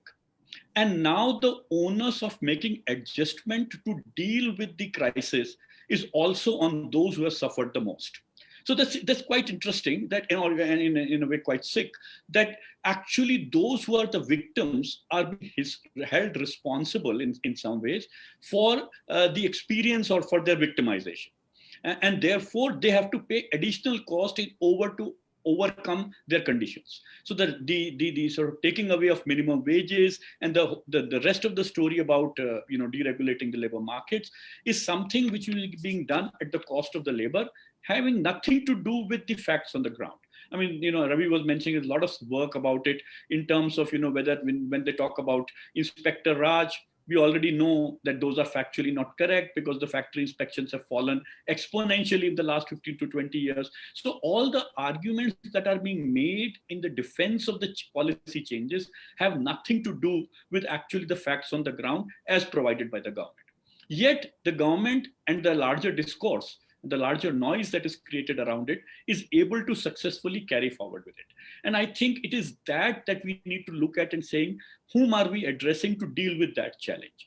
So it is, in a sense, the key mechanism through which these changes are being brought about, we need to understand in order to find a role for ourselves, or saying, what do we do? I think there can be two key pillars around which, there's lots of insight here in the panel and outside in terms of, what the focus is. I mean, Ravi's mentioned about the issue of demand and the rest of it. But I think in terms of the larger collective, which is dealing with labor and labor rights and in defense of the working people, the issue really is not for us to make a suggestion in terms of how growth will be restored. I mean, because the state understands how growth will be restored. As Harsh, in your immense work, the whole issue of the entitlement of citizens and the entitlement of poor citizens is the key focus that needs to be, that has to be not brought about into the discourse. I mean, the state is in fact using this crisis, and there is enough evidence. I mean, I think that in order to anticipate what the state is doing, one has to do is read Edward Simmons on his work on the reconstruction of Kutch in Gujarat. And I mean, since the regime is similar, what was implemented in Gujarat is being implemented in India, which in one line is that taking this as an opportunity, taking this pandemic as an opportunity to bring about changes that you could not been able to politically deal with or implement over the last many years. That's exactly what was done in the reconstruction of Kutch. That's being attempted here. So I think that, one is this whole larger issue of entitlement of citizens, within which, our demands need to be put. And this is an opportunity for us, because there are segments beyond the working class also, which now feel that the working class has been wronged. So I think this is an opportunity for us to establish an alternative discourse which appears to be legitimate in this point of time. So rather than just addressing the state and seeking certain benefits, probably if we were to address this larger set of citizens and this is the moment to say that if you deal with the pandemic, this is the Citizens Charter, which includes, of course, in focus the vulnerabilities and the precarity and the immense human tragedy of the working people as the key focus. But that Citizens Charter approach, mobilizing public opinion around that. And I think the second pillar, which is very crucial in terms of overcoming the pandemic, as well as safeguarding our lives in future, including is this whole issue of public health and workers' right or poor people's right to access to health. I mean, I think that these are two key pillars, which can be, of course, the second one can again be linked with not only about your working status, but your entitlement as citizen. So I think in terms of mobilizing or in terms of, intervening in the current crisis, the state has chosen its path. It's now time for us to choose our vantage point or pressure points around which we mobilize. And apart from the immense humanitarian work that people here, on this panel and outside have been doing, and in supporting people to overcome this human tragedy. But I think we should also start thinking in terms of what are the key slogans or key emphasis that we are going to sort of build our response around. And not only we suggest measures which bring back growth, which in any case, state has chosen its mechanism of how it will bring about growth. We also need to sort of bring back the rights of the poor and the rights of the citizen into focus, given the pandemic and the context of the pandemic. It's a strange world that we are living in, that this pandemic has exposed the cracks in the system, so to say. And the response to the cracks is actually not dealing with the vulnerabilities, but in fact, increasing the vulnerabilities. So, you look at look at the dominant discourse. The dominant discourse is actually inverting upside everything down, and is not even responding to the crisis that we are talking about, because it thinks that will get automatically resolved. And I think our biggest challenge is to bring this agenda back into national discourse before we can seek specific policy input for either a particular segment of the working force or for those who are most vulnerable. Thank you so much, Atul. Labor rights is part of a much larger citizens' charter. We're running out of time, but Priyanka and Indrajit, and then I hope we could take a few questions. Navsharan will present what the audience is asking. Yes, please, Priyanka. Great. There's several things one could do, but I'll focus on two. I think the first one would be to think about the sort of concentration of power we have seen in the government system and in the executive arms into people in particular. How do you open channels of critical feedback, not just from movements, activists, unions, working people's struggles? Of course, all of that is important. But today I would say that it is important to even take critical feedback from industry. And that is not happening. This is based on our conversations with small and medium enterprise owners, even the homegrown companies that are trying to sort of compete in the global value chain. What we see that there is a much greater convergence of interest that there was before. Where is the feedback coming from as far as industry is concerned today? And this is what we understand from many people that we spoke to, is that all of these associations that sort of the state kind of takes its feedback from are extremely sycophantic spaces, actually. It is all about sort of praising the government because there is real fear of witch hunt if you don't do that, which means that critical feedback from industry is also not happening. What we understood from industry today is also very similar to what a labor rights person or anyone with basic macroeconomic sense would say. Demand is absolutely crucial at this point. Industry is telling us that for the next 1 year, just give money to people, focus on their health, because without that production, it's a demand problem more than a supply problem. Production is not going to go back. The support that we require from industry, from state, is of infrastructure. It's sort of dismantling PSUs as they are planning to do. And in fact, investors have told us very clearly that the reason I'm not going to UP is not because the Factories Act requires me to set up a toilet. The reason I'm not going to UP is it's complete anarchy and I'm afraid for my life. And that's become worse under the current regime. So this kind of assault, the discursive assault on labor laws, it's a lot more easier to fight right now, because even industry like Azim Premji came out and talked about how labor is not the top constraint, and other kind of industry players are saying that if actually India gains the reputation of being a sort of country which has suspended all of its labor laws and gone back to the 18th century, we'll be boycotted in the international market. And so it's damaging. It penalizes companies that are actually trying to do proper compliance, and then it's incentivizing completely unscrupulous industries, and that's creating perversities in the domestic market. So how do you get this kind of feedback is I think one thing that I would kind of focus on. The second thing, I think a good opening that has happened because of this pandemic is a lot of ideas that were considered fringe ideas or foolish ideas, administratively infeasible ideas, are now being taken seriously.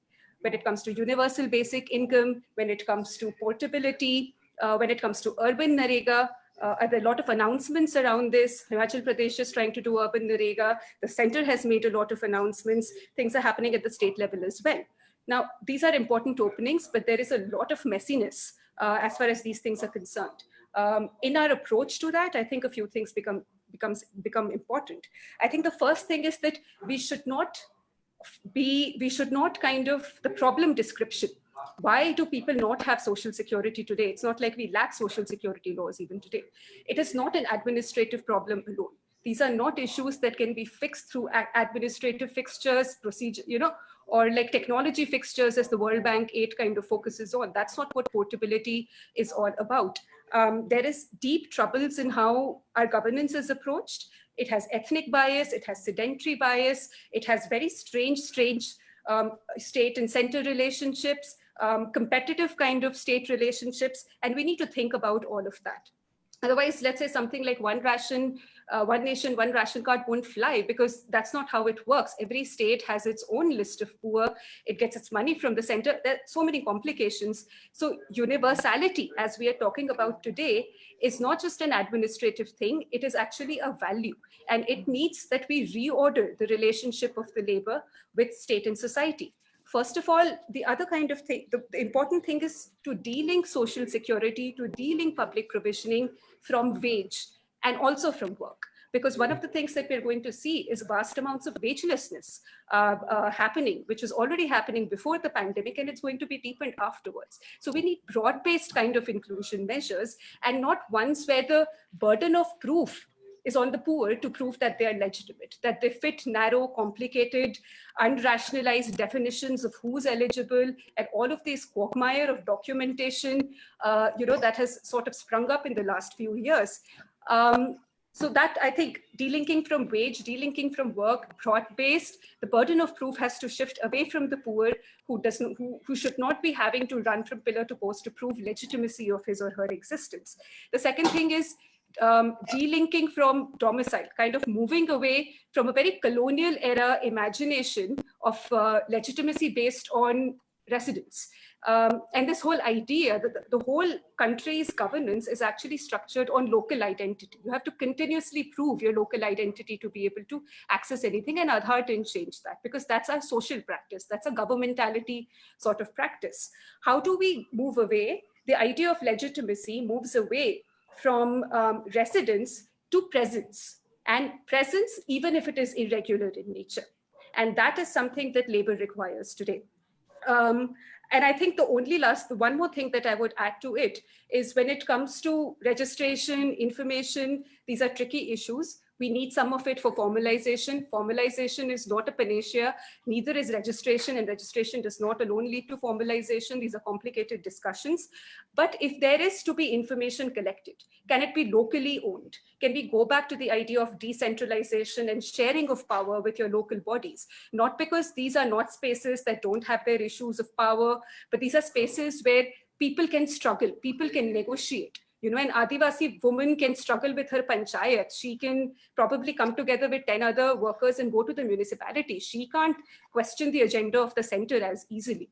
So devolution back to local governance and ownership of the data in these kind of spaces, which also allows it to be a lot more dynamic and not that static, which is kind of required when people are moving around all the time. So yeah, I'll stop there. Thank you, Priyanka. A lot of very, very thoughtful ideas. Indrajit, just at the end. Yeah, very quickly. Just to reiterate, in fact, what has just been said, I think we can't emphasize how crucial universal basic income is at a time like this. And when I say universal basic income, it is really universal. So not targeted towards any section of the population, etc. But I think at this stage, it just needs to be universal in order to overcome bureaucratic hurdles, as well as perhaps to build the social cohesion that we sadly lack.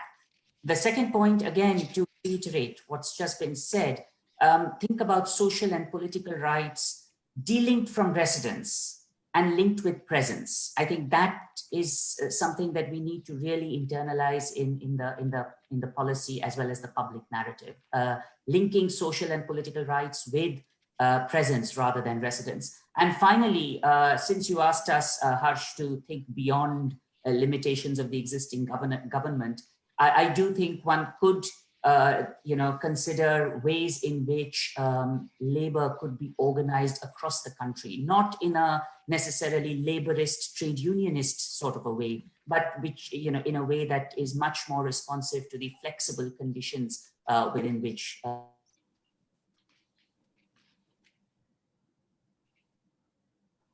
Hello, I think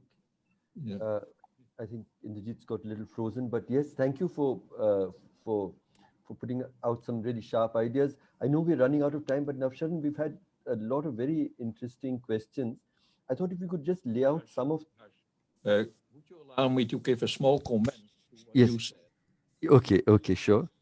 Seeing these people on the road as fugitives. Yes. I invite you to turn it around and to realize that they have turned their back on what their mainstay is supposed to be. It's not only that they are chased out of the cities and their work sites, they're chased out for fear of contamination is the crisis, but also impurity as a dangerous class. But now they have turned their back. They walk off. That is agency. That is agency. Do not only look at them as victims, as helpless people. They insist on their rights. They insist on their dignity. And that's what they are doing by their tortuous walk back home. Yeah, it's a very painful but very powerful assertion of agency. I think, and that's something that we should always remember. Navsharan, if you could place a few questions that have come from the audience, and in the little time we have, if we could, yeah. Yes, there are several questions. I don't have access to all of them, but there's a question for John. There are 53 questions, actually, I realize. So, Harsh, I'm just going to actually ask just a couple of them to John, because I don't have access to my screen is not showing all the questions.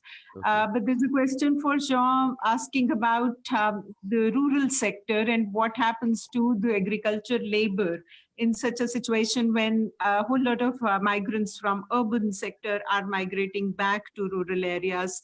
So how do we see the impact on this?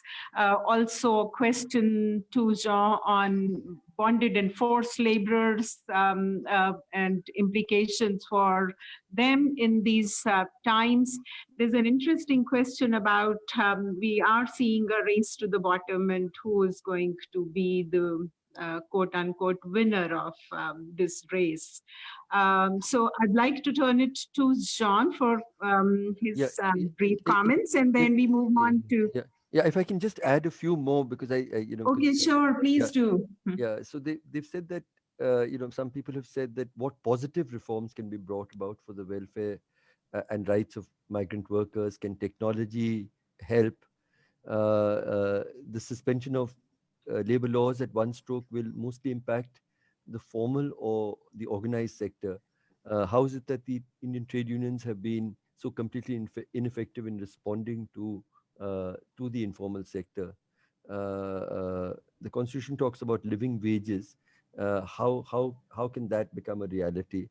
The new laws and ordinances will end up controlling women's bodies and sexuality even more. With unsanitary environment and working conditions, women will be compelled to compress and compromise on their sexual and reproductive health rights. And this will be a gross violation. Is work from home relevant for migrant workers when they're back to their home state? So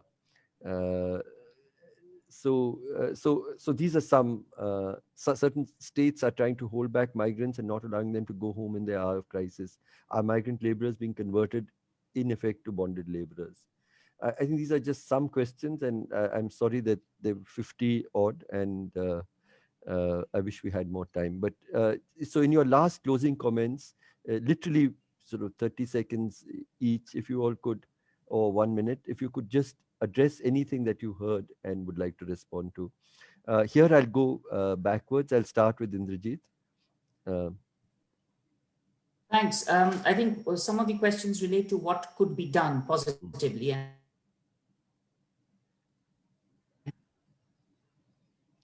Indrajit's internet. Indrajit, you're sitting in York, but your internet seems to be the worst. So I will have to let you pass. Can I go on to Priyanka, please? Yeah, you're off the mobile. You're off the. Sorry, I'm audible now. Yeah. Sure. So, I mean, I've just spoken about what is the sort of positive agenda that we can go forward. There are lots of ideas out there already. I mean, instead of dismantling PSUs, you kind of impose wealth tax, you impose inheritance tax. What needs to be done in terms of creating equality in the country, land, labor, forests? The agenda is all there. The ideas is all there. The point is that, are we bringing it together, and are, again, those channels of critical feedback available or not? And I think as far as gender is concerned, we know, from the work of feminist economists and ethnographers, every macroeconomic shock has an impact on women's work. It intensifies it. It makes it more excruciating. It makes life a lot harder for them. That's something you can see in their time use. That's something you can see in their affective structures, in the amount of intense feelings, love, care, violence that they have to subsume. So the economy has a very clear relationship with women's work and their existence. And if we don't kind of deal with the structural issues that have surfaced very clearly during this pandemic, those of us who care about the gender question should know that this will have a very, very deep impact. Thank you. Atul, unmute. Unmute, Atul. I think you're muted. Yeah. We need to focus on, sorry, I'm just saying that Professor Breman has put it so perfectly. I'll just add a line saying that we need to think about ways in which we can strengthen the agency of the poor and the marginalized and the vulnerable. And we'll have to think of all ways, and in fact, that should be the focus of our conversation, how we can strengthen that, rather than focusing on how state can either deal with the immediate crisis or how the state can, deal with, specific issues that the pandemic has exposed in front of us. Focusing on the agency of the poor in this crisis and treating this crisis as an opportunity for us to strengthen this agency is something that would make a difference. I think the cracks in the society have been so deeply exposed by this pandemic that if we re-energize ourselves, I still see a lot of hope to make that difference. Thanks so much. Assertion resistance. I was reading an article that the migration, the reverse migration, is really an act of resistance. And a very profound act of resistance in the way that Jean Breman spoke about. Renana, would you like to give some last thoughts and also respond to any of the questions? Just quickly responding to two questions. One is that labor laws will affect the informal, this sort of suspension of labor laws will affect the informal sector, the unorganized sector. One is the minimum, just a few examples, but just two examples. One is the Minimum Wages Act. The Minimum Wages Act applies to unorganized labor, and you suspend it, and you, in many places, Minimum Wages Act is an aspirational act. So people aspire to that minimum wage or fight for that minimum wage. Suspending it will cause even more exploitation. The other is that suspending the Trade Union Act, there are actually many trade unions, including SEVA, in the unorganized sector, but there are many very small local trade unions, all of whom are able to negotiate because of the Trade Union Act. So I don't think labor laws will only affect the suspension of labor laws will only affect the formal sector. It will have a very, very difficult time for the informal sector. The second point that that was raised was, can technology help? I think if we are thinking of a basic income, whether universal or to an extent targeted, we don't really have the technology completely to do it now, in the sense that it exists, but there are huge bottlenecks. In rural areas, how do you reach money? The bank branches are so far, the ATMs don't work, etc. So I think that there's a lot of technology that can be and should be really put into service to make sure that cash reaches people. And that's where all the research should go. Okay. Ravi, some last closing responses. Thanks, Harsh. I'll just focus on these going forward issues. Yes. And I think two sets of issues which people have talked about. Basically, first of all, going forward, we are really speaking of going forward within the whole structure of varieties of capitalisms. And of course, within the whole structure of a constitution and international contracts that we have. The two broad sets of pillars that we've talked about. One is the citizenship pillar. How do we move workers and other people in make claims on citizenship? But the other, I think, the more urgent issue on which I think we haven't perhaps been able to devote enough time is building up the claims as workers and on workers' rights at this juncture. I agree with the comment that Jan made that actually the genie is out of the bottle. As far as migrant workers is concerned, it's really out of the bottle. There are crores of migrant workers who have been on the move, and their relationship with their employers will never be the same again. There are also, by the way, there are hundreds and thousands of organizations who are helping them move, who are providing succor to them. This is such an enormous change for someone who's been working with migrant organizations for the past 15 to 20 years, as I have been. The full large number of organizations. So I think that it's rebuilding the workers' agenda where we need to focus on. Jan was kind enough to talk about the NCUS work. And I think the two big takeaways from the NCUS work, which are still important, despite this whole question of surveillance and all that. One is the question of a universal social security number, which gives an identity to a worker and which plugs him into an entitlement for social security. And I think that is something which is still we need to focus on. That's number two, the fact that every worker must have a direct relationship with an employer. There should be, so the question, particularly in the organized sector, that there should be no go-betweens, no contractor, no nothing. There has to be a registration of an employment relationship as far as at least the organized sector is concerned. And then building on it, we go on to look at the right to form associations, minimum wage, and so on and so forth. So I think the whole structure, the working class agenda now has to be structured from bottoms up. I think fortunately the central trade unions are also recognizing it. If you look at the agenda for the May 22nd strike, it looks like nothing that has preceded it in the past. This is a direction in which we need to push. And I think there will be a change irrespective of the kind of change that the government and the state would like to have us believe. Thank you very much. Yeah. Thanks, Harsh. Thank you so much, Ravi. And Jan, you really have the last word here in our discussion. Well, a short comment only, given the time. But my immediate sentiment is with the people when they reach home, when they come back. What do? Mm-hmm. They come back not only penniless, they bring no savings, as the providers should do when they come back from their recurrent trek. They bring no savings, which keeps the household afloat. Not only that, very often they have already left in debt. They are, many of them have contracted loans and that force them to go out.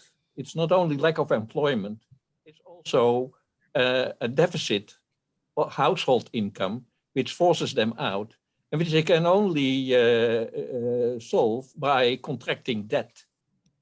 Do not underestimate the dependency once they are back home. Their moneylender, their usurious moneylender will come around and collect the monthly payment, which is not there. What happens then?